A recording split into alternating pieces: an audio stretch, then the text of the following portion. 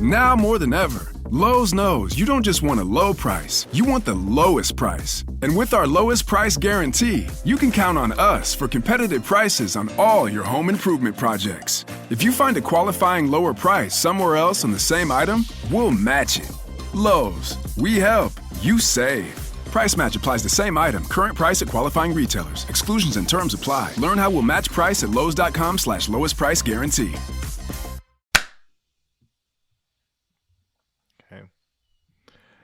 Hey everybody, welcome back to another episode of Married at First Sight Recap. Married at First Drag Race, because it's just as fucking long. Yeah, they have a trauma mirror and everything. They just do. like RuPaul's Top Drag Race. 4, all that. It is the top 4. I know. I will say, because of the fact that the blacks aren't on the show anymore, it's a lot more focus on January 6th and Cutty Sark, and it's just like, oof. And it needs to be. Yeah. I was like, Yeah. oh, okay, we didn't highlight this enough because Paige was over there with her purse and her keys all the time. But you know, in this episode, I think production was like, oh, we could only juice so much of this shit. Don't put them in here. And she deserves a break, in all honesty. You know, her and her Bible. So I'm glad that we got a little break. I'm glad Paige got a respite. And we also got an insight as to how we might be able to help Captain Morgan. A little bit more as time goes on, because she's gonna need it. Right. I do want to say that this episode also highlights how editing they gas up like titles and promos and stuff, because none of the shit that they hyped up in the promos happened the way it did. No, I thought this nigga was gonna not compromise about kids and all kinds of shit, but you know how they do. Sharp Entertainment taught us. Also, should we talk about our source, or should I wait until? No. Break it down. All right, Open with y'all. mess So let me chaos. just tell you all, this has been a ride, right? Because it's a few of y'all niggas who know a few of these niggas. Yeah. Who have emailed us separately. We're not going to read any of your emails. We're not going, unless you send us an email saying it's okay to read it. We're not going to release your name or some of the specifics of what you've said, unless you send us an email and we talk about that. We're not them kind of people. What we will tell you all is the insight that we asked for a little bit more for last week, as it pertains to the rearing and background of Graham Cracker and nigga Chad. We got some insight, and I think without spilling people's business all over the place who email us, because girl, keep emailing us when you find out stuff. What we basically came to realize is that apparently Chad just had more exposure to growing up around black people than Graham Cracker did. Graham Cracker was, by the time his family moved, he was younger. He was predominantly in whiter environments, classrooms, and all of that. And so I think it's just an exposure thing as to why they're so vastly different. Still don't know nothing about the sex. That's it. Right. So we open with day 40 of marriage. Yeah. And so the task is they have to go to visit places or do things that mean something to them. So obviously QAnon takes Cutty Sark to his family plantation. Oh my God. Oh my God, nigga. My notes say QAnon and Svedka are visiting his childhood plantation. Very live, laugh, love. Tuesday morning. Yeah.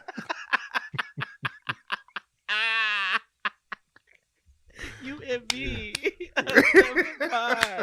Makidara. That is hilarious. Continue. Yeah, because as soon as they said the task and they showed them, I immediately went to that episode of Always Sunny when they went to go with crack, To go buy and crack. what's his face was like, "Let's go get some slaves." Yeah. Like, you know. When I tell that is if you big mad, don't watch that show. Don't do Yeah, it. yeah. That Don't is a do it. horrible, amazing show. Yeah, it's high fucking hilarious, nigga. Yeah, Anyway, continue. but it's if you want to know, it's when Dennis and Dee get on welfare. You could Google that episode. And in order to get on welfare, they go to buy crack. So wow, this is problematic. Yeah, it totally is. Continue. But they, he's showing her all his medals from, the military and all that good stuff. And she's like, "Oh, it's like Boy Scouts." Which I laughed at because he could see his me little too. face. He was like, "No, not at all." And I She's was like, like, "Yes, oh, queen." but you're like earning medals and shit. But okay, go off. I was like, "Keep your pump on his balls, queen." He deserves it. So, so he's like, family is super important to him. I mean, clearly they're on the family plantation that they've owned for years and years. Yeah. And all of a sudden she's like, how is family important to you when you don't even call my family? You don't call, text, write, FaceTime. I've made, I understand that it's a pandemic and we haven't made it to Atlanta, which pause, you're a pilot. You fly, I mean, you should be okay to fly you and your wife to where y'all need to be. Yeah, to fly I don't know to where how her far peoples her are. family actually is. Something tells me they're still in Georgia. They're just Tennessee. Not... Oh, they're in Tennessee. It's either Tennessee, because I know her family's out of town and Romcom's family's out of town. Right, Romcom's family's in Alabama. I heard them say that her family is not as close, so I was like, well, we're in proximity. But Tennessee is I drove to Tennessee from Atlanta for a funeral with a friend some years back, and I think it took us 2 hours. So it's but really either not way, that, Daddy's a it's really pilot. not that hard. Right. He's like, maybe they're too poor. They don't have a landing port for my airplane. Right. And But it's like, and I regardless, know he don't his make no family effort. has, and it's not even commercial. I know his family has a regular plane so that he could fly. Like, he just, Let's pull up whatever. on the lawn. Right. He said that he was focused so much focused on the relationship aspect between them two that he wasn't really focused on anybody else. And Bullshit to be. yeah, because it's like, how can, if you're married and those people are important to them, that makes up who they are. You know what I mean? Especially like, if she's making an effort. Right, you got to get to know your partner's people. Yeah. Yeah, Like, you do. because that tells you a lot about who they are as a person, what they may or may not be hiding from you. And notice how when Jennifer with a G came over, he talked to her for 3.5 seconds. Like, I'll take the kids outside. He don't really want to talk to them people like that. But that's how abusers do. Clocked it. Exactly. We saw it on the Tina doc. Yep. So we move on to Heather Headley. She's a dancer, darling. Yes. She kin to Gregory Hines. She's just tippity tap tapping away. That's what I said. She showing Mira how she taps in. Yes. Okay, they're at a dance studio, and my immediate thought was, "Oh, this nigga gonna get pissed and throw a tantrum because he can't do it." I said we back to the crime scene, y'all. We back to the crime scene. But she wants to. She doesn't want him to do any dancing. She just wants to show him from her childhood. What her hobbies were and what she did, and she was actually very much into dance. She said she wanted to pursue a career in it, but her hesitation was the money and the consistency in money, and she was also good at math, so she went into engineering.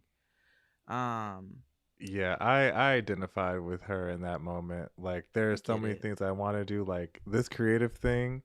Like, I always wanted to do it, but I never did it full time because there wasn't any money, and I had to, do what your parents want. Living for your parents, make sure you earn a decent living, that kind of thing. Which, I get that. She's like, I needed some stability for myself, so I chose to go the safe route, but this is my passion.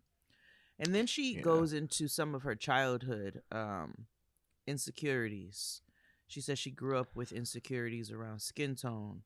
Yeah. And we know a lot of how that flows within the Black community. We know how that goes.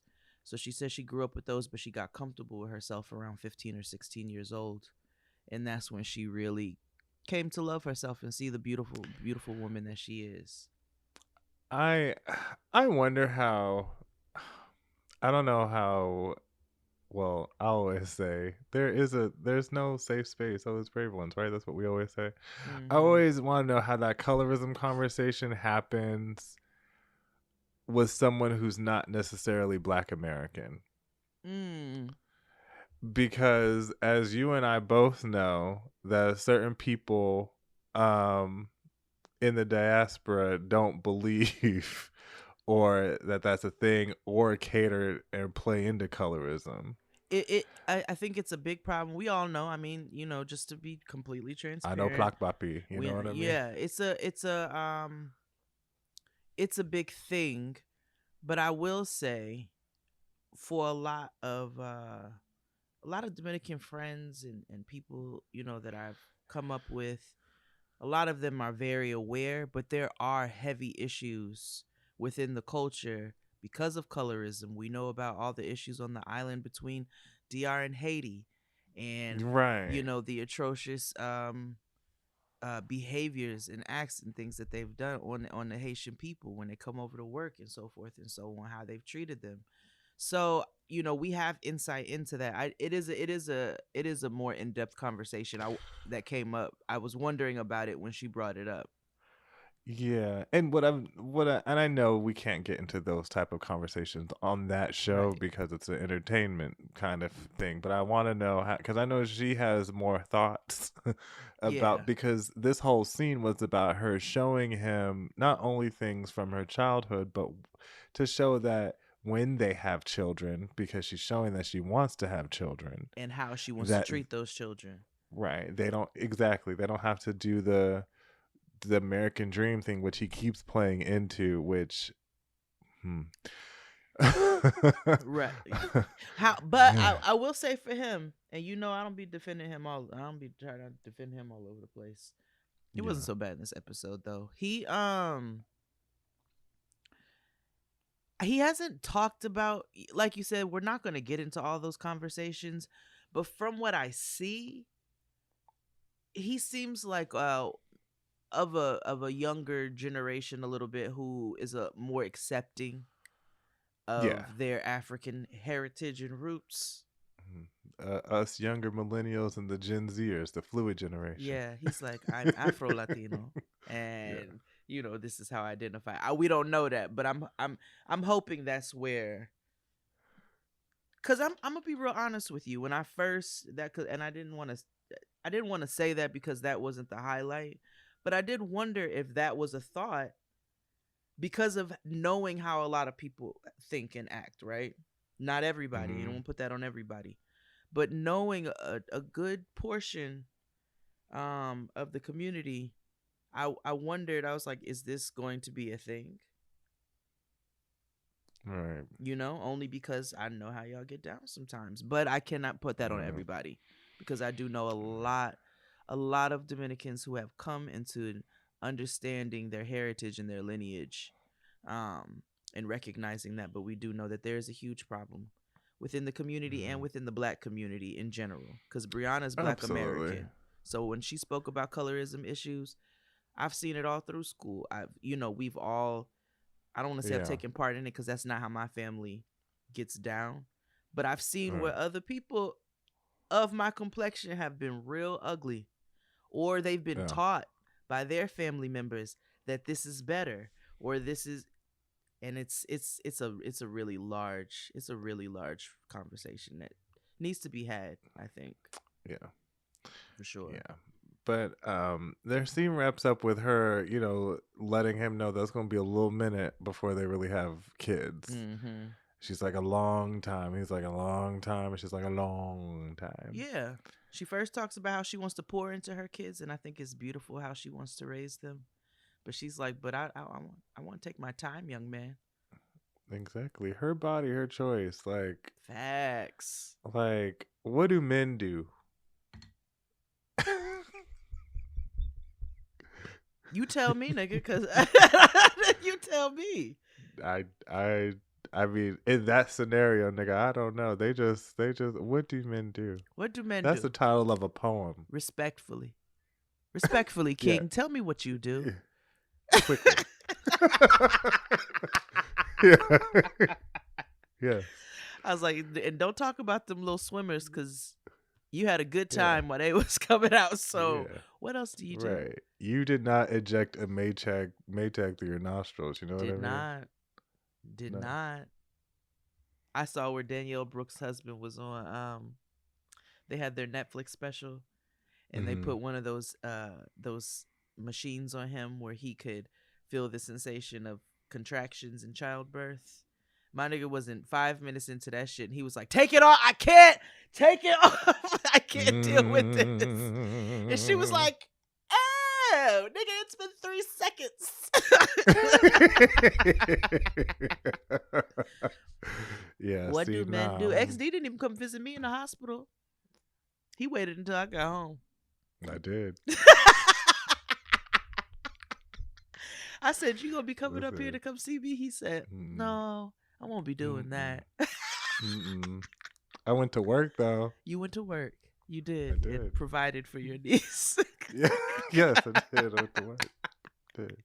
Shall we take a break and come back with the rest of these? Yeah. Let's take a break and we'll be right back. I know what you're feeling. Though we're far apart, I hear you in my heart. You know the way to make this heart rejoice. You always do. I can count on you. You're true, boy. Just let me hear loud and clear. Real you coming through. You're true, voice. So we are at Offred's parents' crib. Mm-hmm. And she's not there. It's just fake Anderson .Paak. He's meeting with his mother-in-law Solo Dolo, and his mother-in-law acts exactly like Offred. Like that is She's like a more mother-daughter duo. subdued version. Yeah. She's a retired Offred. Yeah, there we go. That makes sense. Yeah. Yeah, like she wears Esprit. Yeah. Mhm. Mm-hmm. Mhm. Spirit.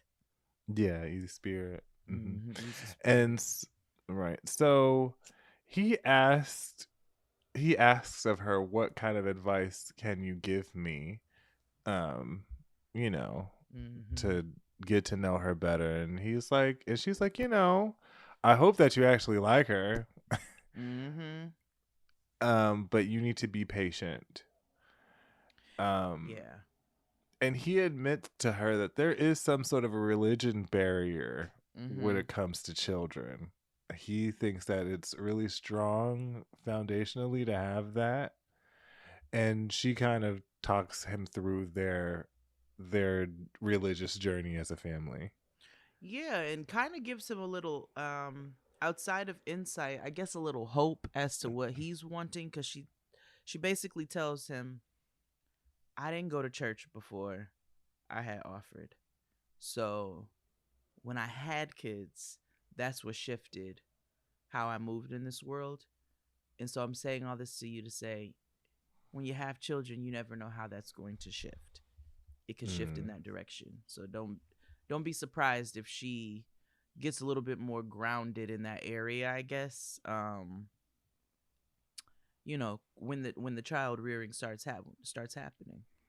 Yeah, shit changes when you have kids. Yeah, it does. I start driving slow. Like, just driving differently, all types of things, being a lot more careful with certain things just by nature for the best interest of your children. That's just what happens. So if you think religion is the best interest for your children, or Christianity or whatever, then those kind of natural changes will develop as time goes on. Yeah. So we're back with January 6th. Now there's a common theme and thread here, and which he catches himself at the end of the episode. But we all know that he's not going to take heed. But we open with him calling his father-in-law. I said, essentially, QAnon FaceTimes QAnon in law. Yeah, he FaceTimed, the Grand Wizard, and was like, "I'm calling you because I'm afraid she'll run." Yeah, like yours. Never mind. Yeah, like your ex-wife. I said it. Listen, Mama left. Listen, Mama left and got purple in her hair and was like, "I am free, libertad, okay?" And I'm in front of a whole lot of people. Okay. And he's been divorced twice, so. So, take everything he says with a grain of salt. That's all I'm saying. But this is what irritated me, because QAnon says he didn't realize how important her family was to her. What the fuck? That's all she talked about, them and her dog. And her friends. Yeah. And when you went to her apartment, she had a wall of photographs of all these people. She's very live, laugh, love. You didn't think her family was important to her? Right. So he talks about the efforts that she's made with his family. She talks to his sister-in-law a lot, and she calls his mother, and she calls this person and that person. And her father is like, okay, but you got to be patient. She doesn't trust easily because, we didn't give her the easiest circumstances as a childhood growing up. No, you didn't give her the easiest of circumstances growing up. Don't put that on her purple-haired mother. Exactly. Don't do that. And Mr. I've been divorced twice. Then he tells him, I'm super proud that my son-in-law is a proud boy. He didn't say that, but he said, I'm proud. Yes, he goes, I'm really proud to have you as my son-in-law. You don't know him. How are you proud? These niggas have known each other 6 weeks. And you are calling him for the first time and met this nigga at the wedding. That's why I interpreted that way. I'm glad you're white. Yeah. He's like, I thought she was going to come home with a Mexican. Or some type of color. Some minority, even though it's really y'all. And also, if I may point out, so Tristan walked in the room while I was watching this scene, so I paused it because he was saying something to me, so I wanted to hear him. And when I paused the TV, it paused on QAnon holding his phone for the FaceTime. Just, if you all just have a moment, go and take a look back. Because Tristan goes, oh, whose nails are those? I didn't even realize because I'm watching the thing. I'm trying to make notes. I looked up. I was like, ah! This nigga's cuticles looks like he has gone in on them like Christmas dinner. They are dried and bloody, and they look a wreck. And I'm not a bitch with a beautiful nail. I'm not. Like, I just, I cook. My hands are not the prettiest. Can't relate. Yeah, we already know you got Beyonce long ass fingers. Oh, ETS fingers. But I have to go back and look at his his nubs. You do. Go back to the FaceTime scene and see if you could pay attention to his, especially that thumb. I said, oh, it looked like he gets his thumb. That's all that dry blood in your thumb cracks. It's gross. Grody to the Modi. Woo! Well, he's like, he talks about, well, I know what what takes a marriage to work, and her father actually was like, let me tell you something. There's more than one way to have a good marriage. Mm-hmm. There's not just one way. Yeah. Which is your way. It's not the good way. Uh-huh. So, and they keep trying to tell him in so many words, your way is not the good way. And if you keep this up, you're going to get divorced. Again. Mm-hmm. So, you know, he's like, okay, LOL, whatever, pops-in-law, cool. We then move on to Evil Villain and Rom-Com. Hurt Bae and Rom-Com. Let me tell you something. I was not as bored with them this episode. It was monotonous, but I think it was necessary to kind of see their dynamics even more, even though we've seen it. We'll talk about it. Yeah. Yeah, so Johnny Cash is hurt in Rom-Com. So they ride separately. That's the saddest song ever. It is. And he is the saddest and nigga the video ever. is so dark.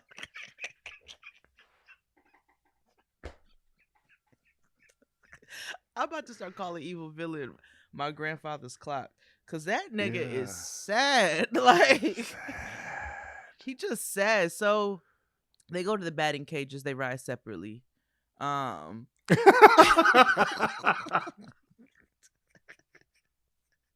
She talking about she would have showed up and practice. I'm like, girl, you just didn't want to ride in the car with him and listen to his Rod Stewart. So he says some bullshit about the pitches being too slow, and that's why he's not doing a good job. But they get into his fashions yet again, right? She's whooping his ass in the batting cages. They get into his fashions yet again when they sit down. Because my guy he dresses like an IT. He dresses like an IT guy. He wears a V-neck t-shirt, a football soccer jacket with a high neck, but it's velour. Very hot. Jeans and risky business shades and church shoes. You know, he dresses like he's going to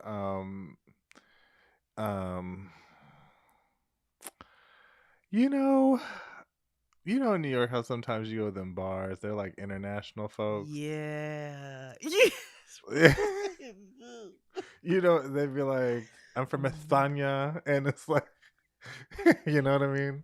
Yeah, you be sitting at the bar, they'd be like, what is your name? And I'm like, oh, man. Like, he's hot in Turkey, you know what I mean? Yeah, I'm like, let me tell you something. You're not about to come over here and fulfill your black girl fantasy. Be gone. Right. Powell. Like, peace out, Avi. Powell. Avi, go away. Stop talking to me. Powell.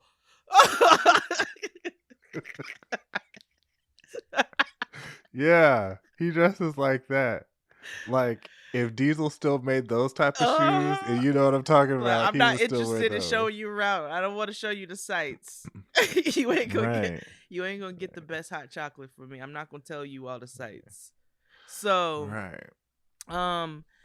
so she's looking at his outfit and she's like, wow, choices.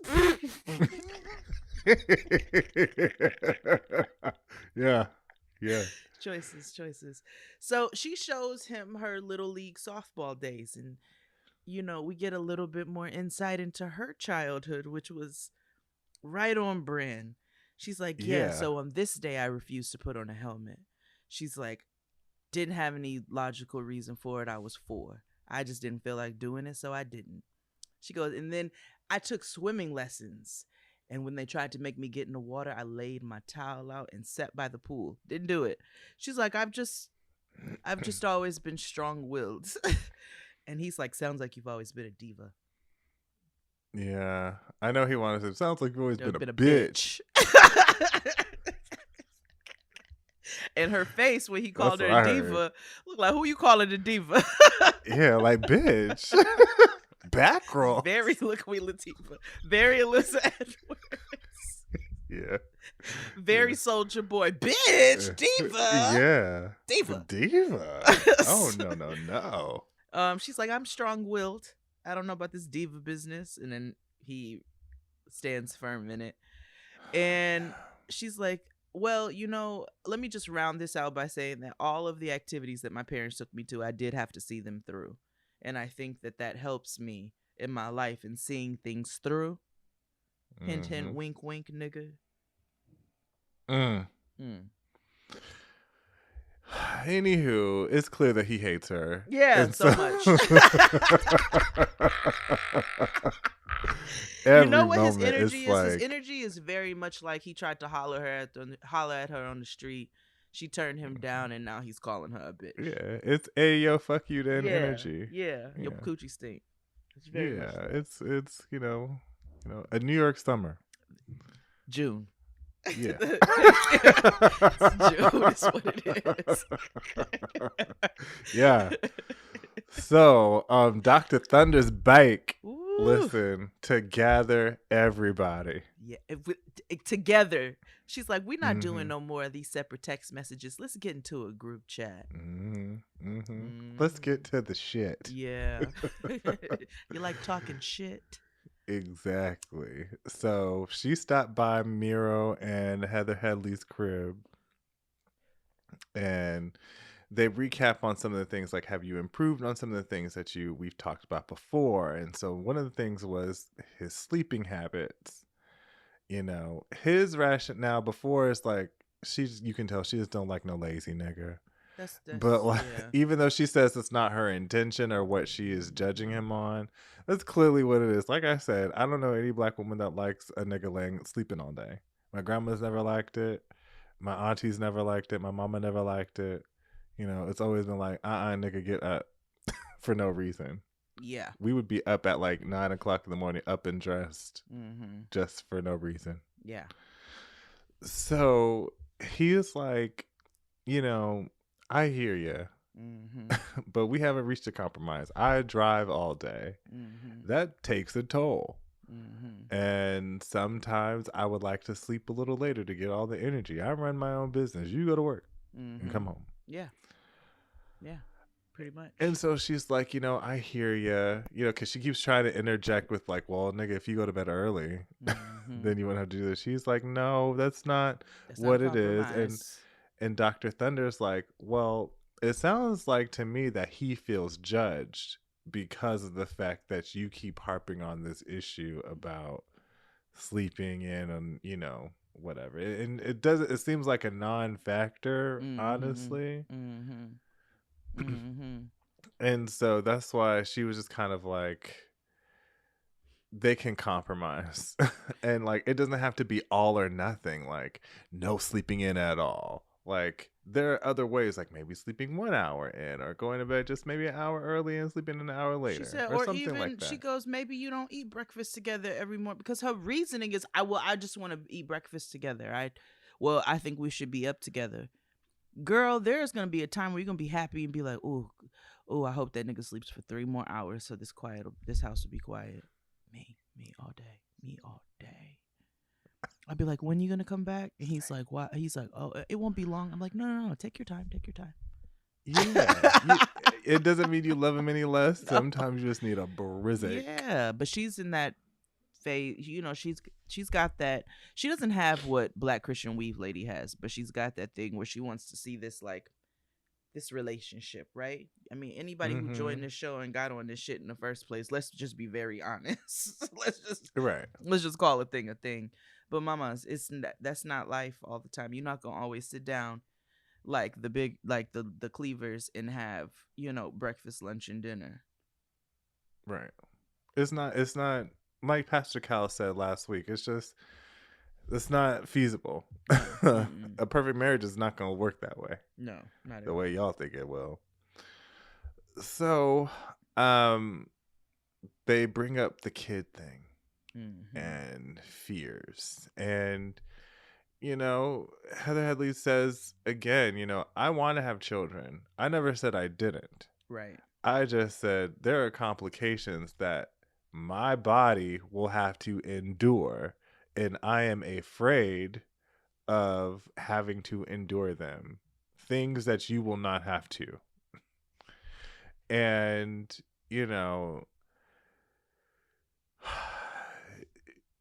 Dr. Thunder is like, those are valid concerns. And she brings up this idea of adoption. And so Miro's like, his whole reasoning for wanting children is because he wants to build a legacy, which. Y'all, can we stop using the word legacy? Can we put legacy in the same category as rent free and normalize and what's the other ones? There's a whole gaggle of them, but yeah, internet buzzwords. Yeah, legacy. But anywho, legacy intimates that these kids are gonna do the same thing that you gonna do in life. Yep. Which I hope they don't. I hope Not they to don't. say you have a bad life, but I just hope they don't. No, you just always want to aspire better. You just always want to aspire for more. And Right. And it ain't no legacy. Jay-Z talked about buying a multi-million-dollar painting and letting it appreciate and this and that. That little Audrey Hepburn IKEA print. It's not about to appreciate. And neither is that Acura. And that's not to say you're not going to provide for your family. But let's just use other words. Let's use other vocabulary. A total side note, IKEA has a podcast. And what it is a black girl, or what I'm assuming a black woman, reading and describing what's in the catalog front to back. Oh my God. Wait a minute. Hold on. And what I tell you, it's the most amazing thing ever. IKEA has a podcast. IKEA's new podcast is a soothing listen for everyone stuck at home. Yeah. I don't know who it is. I guess I should research who's the speaker, but when you hear it, it's like, oh, this is a black girl. Hold on, let me see. Yeah, she's definitely black. Mm-hmm. Her name's Ashley with a GH. Okay. I know a lot of Ashleys, black Ashleys with the GH. Uh-huh. Wow. I actually know more black Ashleys with the GH than with the Y. Okay, Ashley with a J, you better get this IKEA shmoney. Mm-hmm. It's so great. Make them pay you, queen.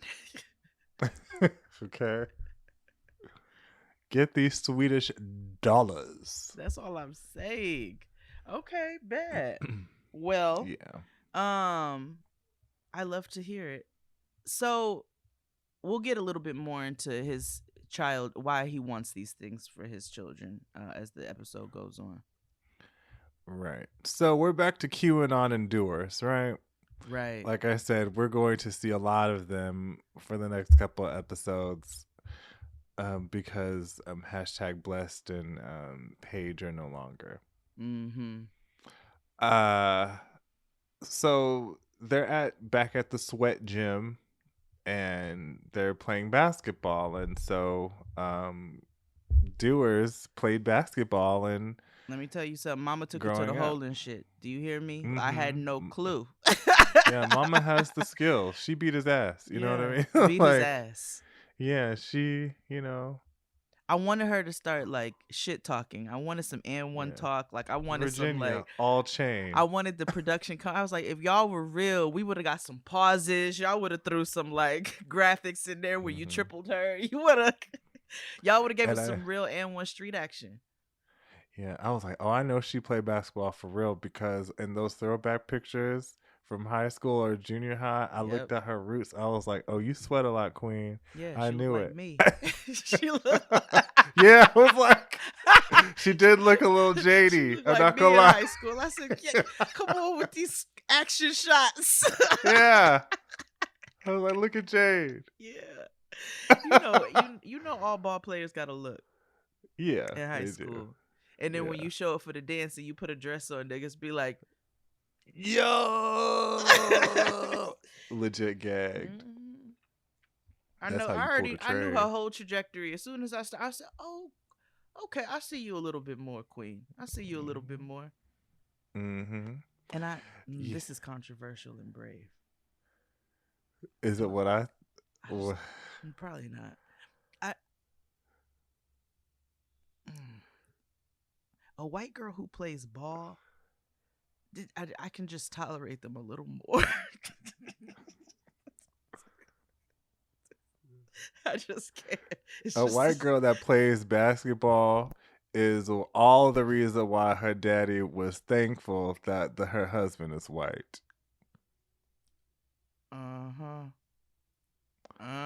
Because He said, "Okay, we already had Jennifer with a G." We already failed one with the lesbian nonsense. And see, she Can't loved her the have another basketball from the color? early age. You saw her with the basketball like 2. She goes, "These was my tearaway pants. I used to wear them all the time." And he was probably like, "All right now." In Palms his was right sweaty wing and mind, he's everything. like, Upset, stewing, because he knew what bullshit was coming. boots. He was like, there's a color on my lawn. Please. One day she walks in and finds all of her daddy's KKK paraphernalia Okay. when he goes riding at night. Okay. Where you thought he was just moonlighting as the Chuck E. Cheese. Let's write some fan fiction for them. That's what I think. Slave, like racist fan fiction. Oh wait, no. What in the News Corp or Newsmax? No.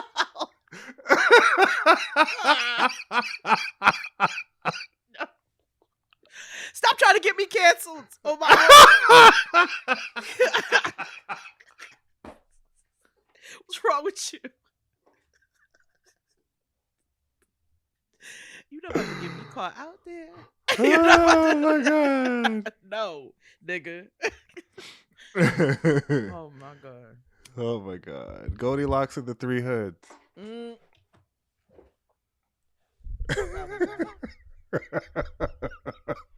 Okay. Anywho. So, we're back to Evil Villain and Rom-Com, and they go miniature golfing. They keep calling it putt-putt, and I hated it the whole entire scene. It's miniature golfing. So, Yeah. we learn that he's from Ohio, Yes. which makes sense why he only eats steak and potatoes. Mm-hmm. He grew up as a latchkey kid, because his mama worked night, so she would drop him and his siblings at the miniature golf course and just be like, "Here, Yeah. entertain yourselves," Yeah, pretty much. while she went to work. Oh wait, we didn't finish Grey Goose in them, because he makes a comment. Actually, yeah, he makes a comment. Sorry. Oh, about the "I wanting you to need me." Uh-huh. You Yeah, got it. so Go they ahead. playing ball and all of that, and then they, get into the photos in the background, and she explains some of her independence, where, she's like, I had to learn to be independent because my parents were going through so much in their own shit that they didn't have time to really be there for me. She's like, so for Yeah. instance, my senior game, like, she spits out the memories, and she's like, but my parents weren't there, neither one of them. She's like, but my siblings came to cheer me on. She's like, so that kind of explains a little bit of who I am and why I'm so independent. And he's like, and I really appreciate you, and I really, really understand you better when you talk to me like this and you're transparent, and I just want you to trust me. And I just want you, I know you don't need me, but I need you to need me sometimes. I need you to lean on me. And she's like, can I just want you instead of need you? Like, why I gotta be all of that? His face cracked. And we'll get into a little bit more of that later on. I thought that was important to note, though. Oh no, but Badu said that in Window Seat. She said, "I want you to need me." She did. Well, Yeah. Some people thrive on being needed. yeah. Some people feel as though that is weird.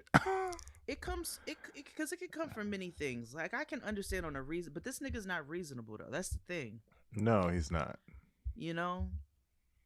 And need is such a loaded word. Bigly. it's such a loaded word, but for him, this is problematic because what he's trying to do is slowly strip away her independence. Of course. And while Which, I mean, you see we're that gonna coming. get Most into some, abusers do. yeah, exactly. But we'll get into more of them. Continue on with rom-com and evil villain. Okay. So while they're putt-putting, as they call it, he shows her like pics from, not his child, well, some from his childhood, some from his younger years. He got the thighs. Like he goes to the gym. He could crack a walnut. Those fucking fashions. Yeah, but I was like, you got body, sir. You Those do that. what are those called? Quads. What is it? Mm-hmm. I was like, how did you wear those shorts and they didn't just Right, and his butt is already big, like for the Yeah. white older man. But you know what I mean? Because Yeah. it's like clearly you go to the gym. Yeah, he So gotta now I work out understand gym why butt. he dresses the way he does. Because what kind of pants can you find? I mean, he just don't go to Uniqlo. But I mean, like, you know what I mean? Like, what pants can you find with thighs like that? Yeah, he has to wear boot cuts. He probably wears for curvy. For curvy. Yeah, Curvado.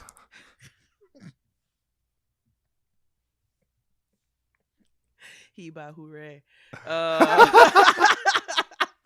He by Sheree. We got to get him some Fashion Nova jeans. We do. We gotta get him what's them high waisted ones where it has a lot of stretch. But Jim Jim, have you ever seen a real Jim Jim nigga be dressed? No, they all look the same. They all look stiff and uncomfortable. They dress some of them dress differently, but all their clothes be tight. It doesn't matter what their fashion choices are, they're always tight. Yeah, always tight. So it's like I see why he wears the things that he does, because otherwise he'll look even more weird. Yeah. I just don't want to see no bigger nigga with no big old quads like that in a pair of Birkenstocks. It's just something about it is off balance. Yeah. It's like, but then it's like he used to bodybuild, so it's like Yeah. So go put on a sturdy shoe. Yeah. Well, because I'm like, I feel like if he dressed younger or looked the way she want him to look, like he would look even more racist than he does. Not to say that he is racist. I'm just saying he would look racist. He got one of them could go either way faces. Yeah. Mhm. So, and we also learn, and it's confirmed, that he works in IT. Yes. Like we knew, but it's confirmed. Like, oh, we get it. Like the puzzle's all there. Yeah, you know the what choices, I mean? the fashion choices really sealed the deal. Right. So, let's take a break and we'll be back to talk more maths. Yeah. Perfect. Oh my God! Oh Jesus! Oof, wow, you scared us. Oh, not because you're black. What? No. No, We're not 'cause you're- racist. No, God, no. no. It's just that the neighborhood if is you were scary. another And ethnicity, you popped. yeah, Really but did it's a pop up. nice neighborhood. I No, mean, the it's an trees- okay. the trees It's are- the nature of this. Roll your window down. Okay. What you need? One please. One what? One rock of One crack. A crack rock. Is that enough? Is one crack rock enough? See, I don't. How much would you recommend for a first-time user? Tell you what, I'll make you a deal. 2 for the price of 1. Really? Oh, that sounds good. Oh, that's very nice of you. How much? $200? Okay. Sounds reasonable. Great. And we're back talking about the people around at maths. So we go back to Offred and Anderson .Paak, and she gives him a tour of her childhood home. And we also learn, she's a showgirl, honey. Mama used to dance and sing, and she still had, her performer outfits and stuff. And just like every girl that moves out of her room at college, her parents turned her room into a gym. Mm-hmm. So I was like, oh, that's standard. Yeah, it is. We've also, so they go downstairs, they're having a heavy carb dinner, and you can tell because Anderson .Paak is flipping out in his face. Like you could tell, like he's just like, oh my god, there's so carbs. There's no protein. There's no protein. But he's eating anyway. Mm-hmm. And so he talks about like how strict were you, to her parents growing up. And she was like, my parents, only thing they ever really did was I had a burnt copy of Usher's Confessions. Mm-hmm. And they got mad that I had it. I just wrote Offred a Queen because looking back, young people didn't need to listen to that album. Confessions? Hell no. Because at first I was like, girl, I was 18. I was listening to it, but I was like, I was also 18 and fast. So I was fully working and in college when Confessions came out. So I was listening to Confessions, but I don't know how old was she? She was in high school, middle school? She 27 now. So I don't even know what 2000, they had to be like 10 or 11. Yeah, okay, all right. I see why her parents took her. I'll tell you, baby, please hear me. Like 12, yeah. Like, no. Mm-mm. And Graham Cracker tried to do one of them. You know when you try to impress the parents? So he was the album is about a man and his infidelity on his significant other with another woman. Of course it's inappropriate. Shut your ass up.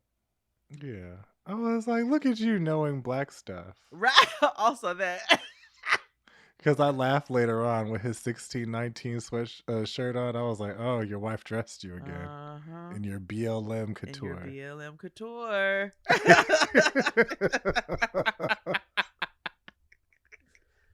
Your BLM cooter. Yeah.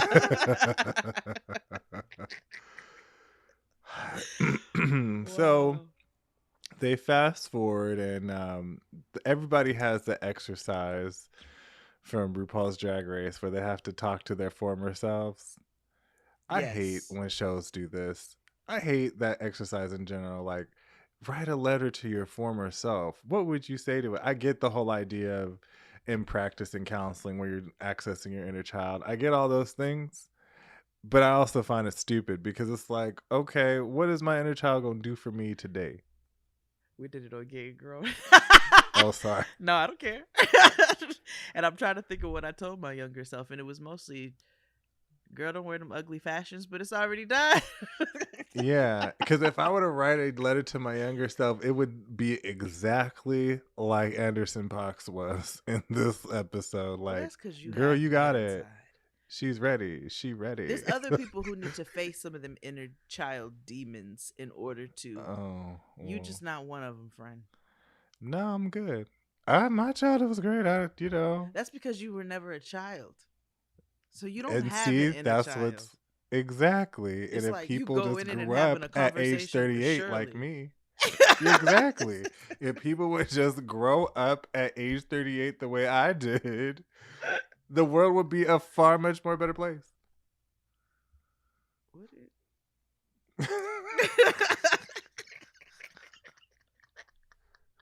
Control Alt Delete your inner child.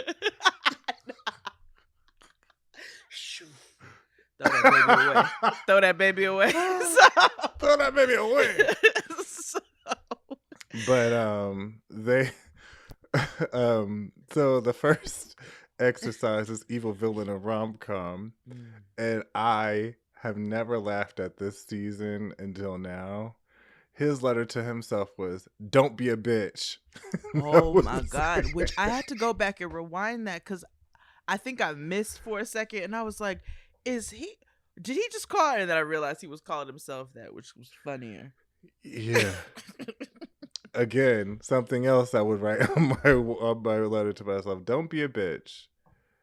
And more specifically, don't be a cunt. Yeah, because that's really Yeah. Yeah. There's a lot of charisma and nerve up in there. Yeah, uniqueness, nerve, and talent. Charisma and nerve. Yeah. So, he really doesn't do emotions, as we've seen. And rom-com's trying to have a moment and trying to make it, more meaningful. Yeah. And then Hurt Bae comes out. And Evil Villain is like, Well, none of this matters about until, I see the bracelet. And she's like, what? A So new layer.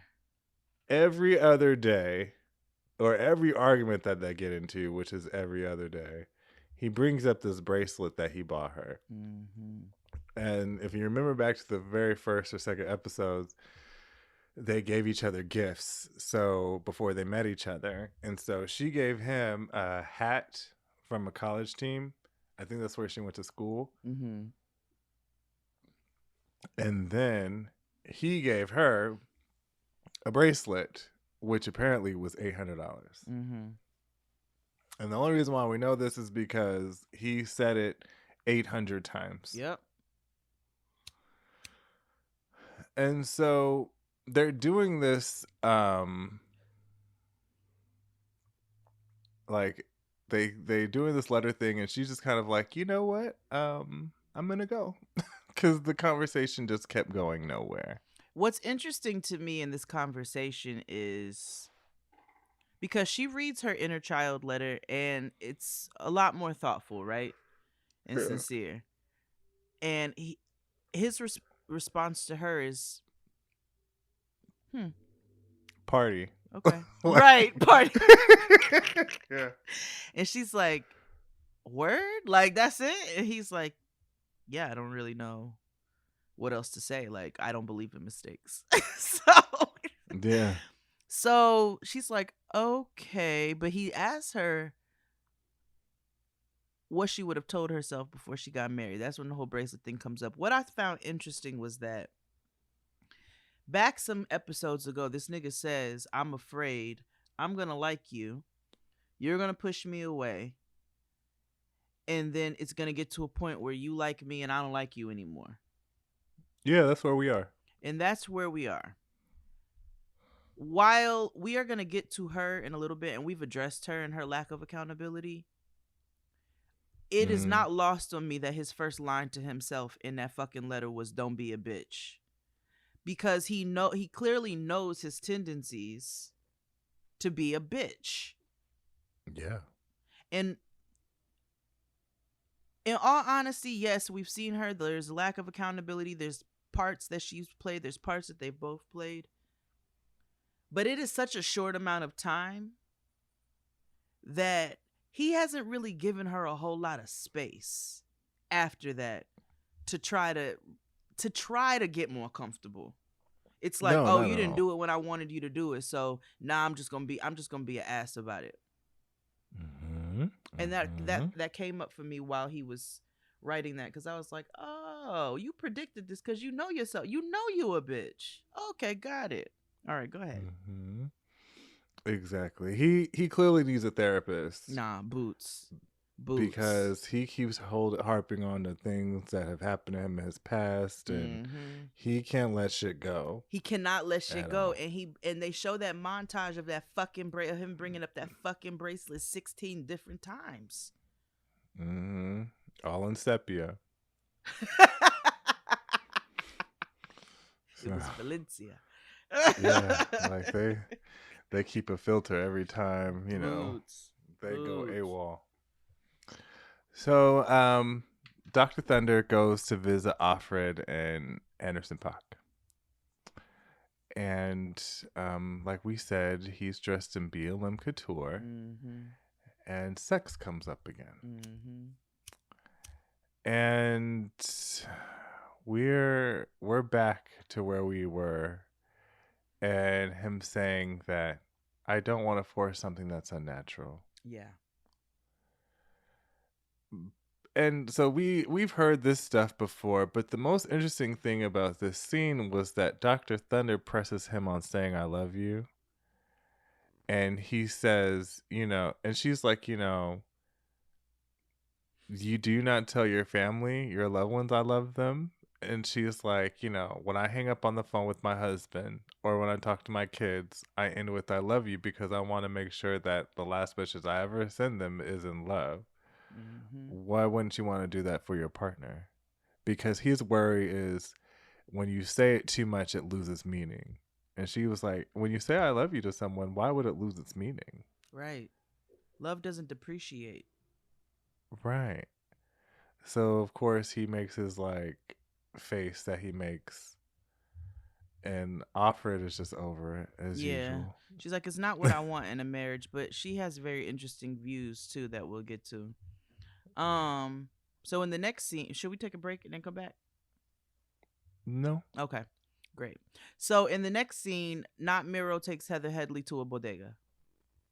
Yeah, and it's DK bodega because it's not Yeah. a real No. bodega.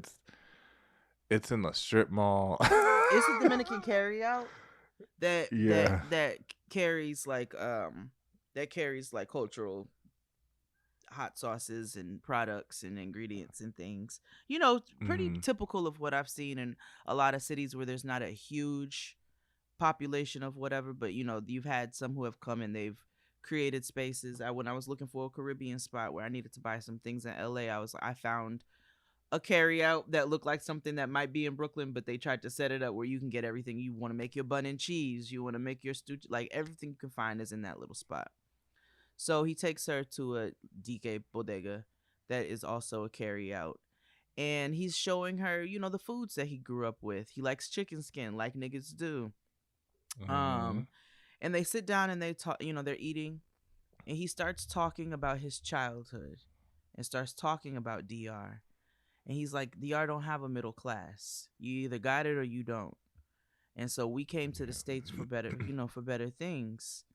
And, you know, how he grew up with his aunt. He didn't grow up with both his parents, and he would see his aunt struggle. So he doesn't come from money, and therefore he doesn't want to take things for granted, which does make a lot more sense with the last episode on, you know, why he wants to be on the savings plan, or why his you know, he's really pouring into his business the way that he is.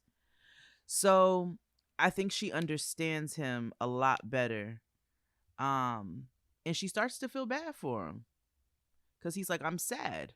You know, the family dynamic that I didn't grow up with is why I want this family dynamic so bad.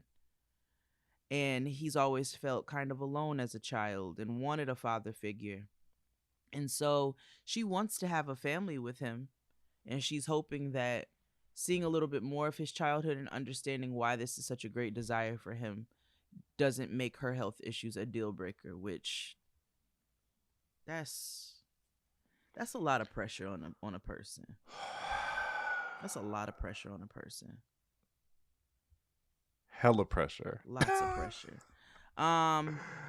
So then we move on to Milagro and QAnon sister-in-law.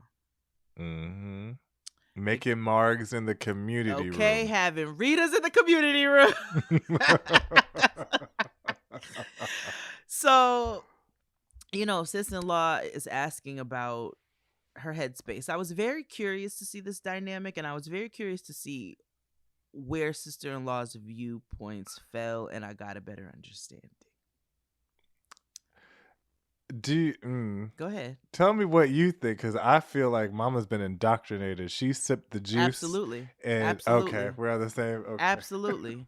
Absolutely. Okay. Because initially I was like, is she about to spill a little tea? Is she going to tell her to get in front of some people? Like, I don't really like this nigga like that. I deal with him for his brother.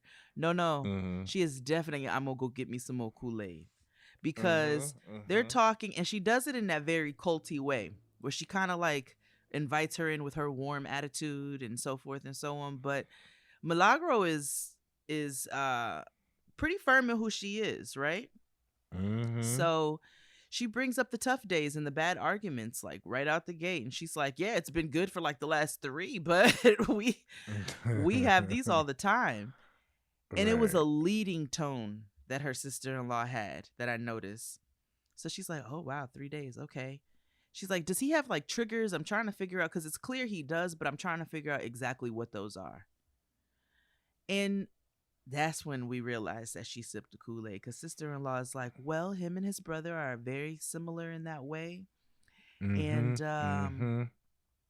she's like, what do you think your biggest obstacle in the future is going to be? She's like, he wants to be up under my titties. This nigga won't let me breathe. He wants us to be attached to the motherfucking hip, ball and chain. And sister-in-law is like, well, I can understand and see why he's uncomfortable with, you're going out and you're drinking with your friends and sleeping over and so forth and so on. I would be too.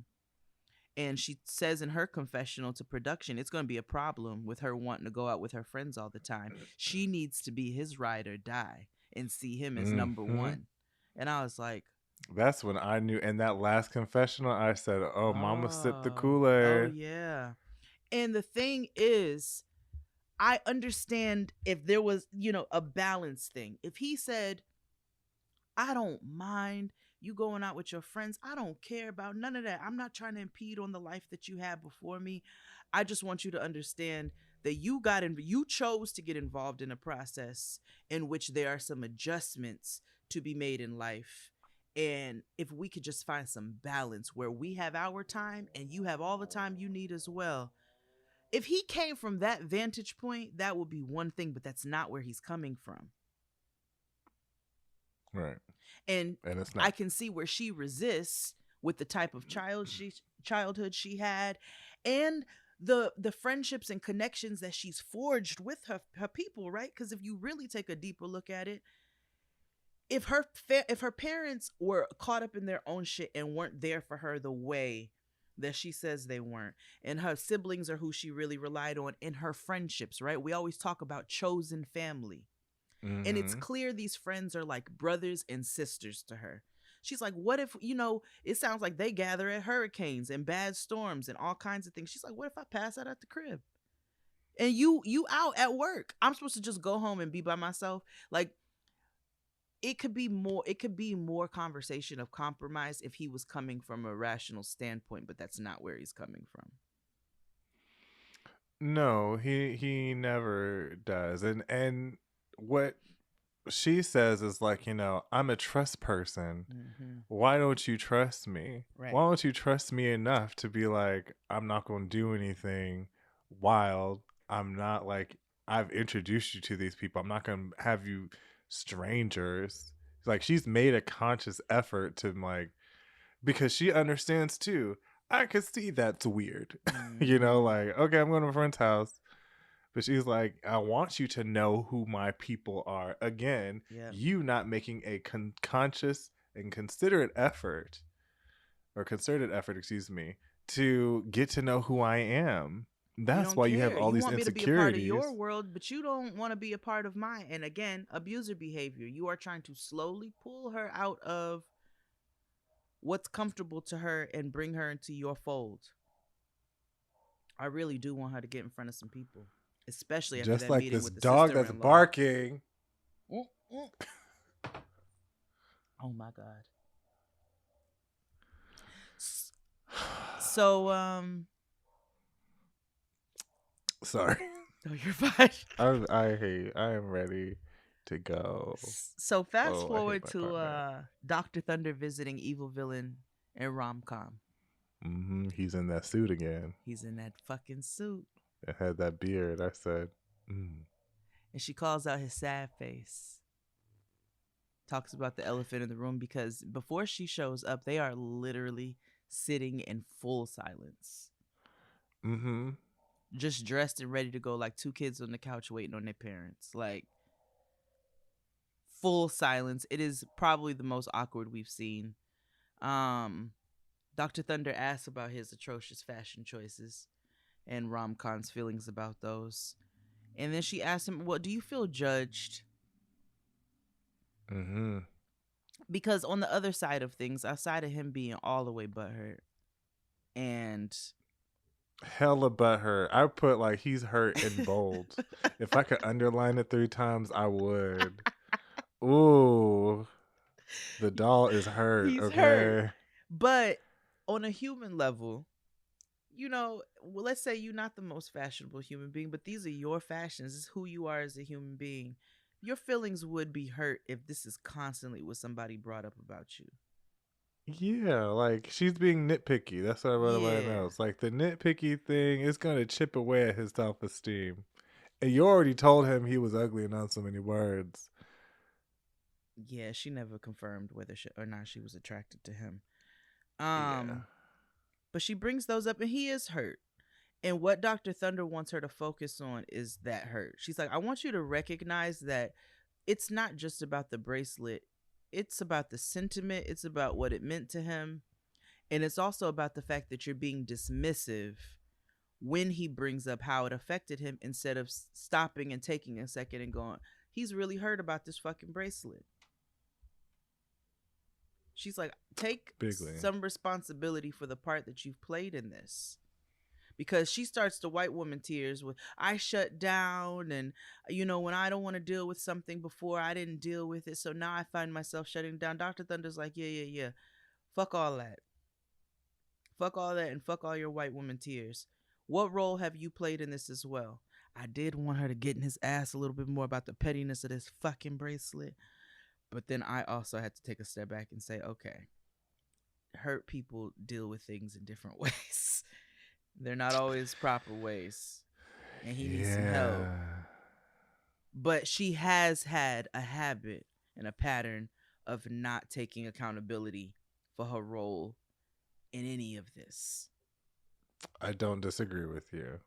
That's I just think that Dr. Thunder should have said, oh, nigga, you not off the hook either. I wanted her to get in his ass too.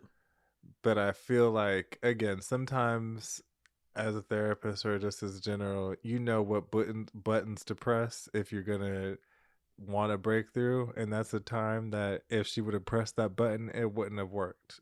Yep. You know what I mean? So Exactly. Hopefully they revisit that part soon, because I was like, oh, there's a lot of hate on rom-com, and I'm not the biggest fan of her. No, but but this episode really showed me like how petty he is, which we'll get to. Hurt. Yeah. Hurt. So we're back with January 6th and Cutty Sark, and they meet with Dr. Pepper. Woo! White pride and triple sec. Yeah, I did not like how this went. No. He feels as though because their upbringings were different. This irritated me so much. And that he was unaware, and because it's exercise of them going to each other's spaces, he now understands who she is as a person and why she quote unquote acts the way she does. Which makes it that much better when she communicates that. That's what he said. I'm not going to tell you every time that my parents got divorced and it fucked me up, nor am I going to use that to blame. Exactly. Or as a crutch every time you piss me off because you said some ignorant shit. And it's a complete lack of accountability on his part. He literally puts all of this on her quote unquote troubled background. It's some real white pride shit. It's some real it's real ugly the way that he does it. And it's really manipulative, passive aggressive, and gaslighting. And smug. Oh, he's so smug. I hate it. He is smug. They talk about the expectations of marriage, and he's harping on him knowing what marriage is supposed to be. And, Dr. Pepper's like, oh, here we go fucking again. So, what makes you think that your way is the right way? This doesn't have to be linear at all. Now, Dr. Thunder calls him out because she says, it's kind of for both of them. She goes, the way that you all sweep things under the rug is dangerous. You don't really, and it comes up at a certain point because she asks a question. She's about to say something. Absolute's about to say something. And all of a sudden she's like, never mind. And they're both like, that wasn't a never mind. That's part of that sweeping under the rug. Say everything. Get it out there. Because she likes him, but she don't like him more than she likes I think. Right. Or she's just really conflicted. Evident. She's really conflicted. If he wasn't such a dickhead, he'd be all right. Yeah.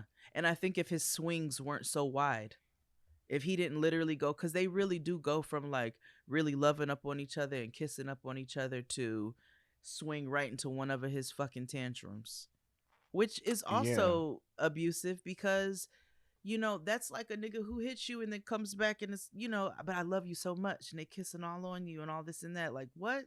That ain't how this goes. You're not going to beat up on me emotionally and then turn around and talk about how in love we are and how good it is because I finally opened up. Right.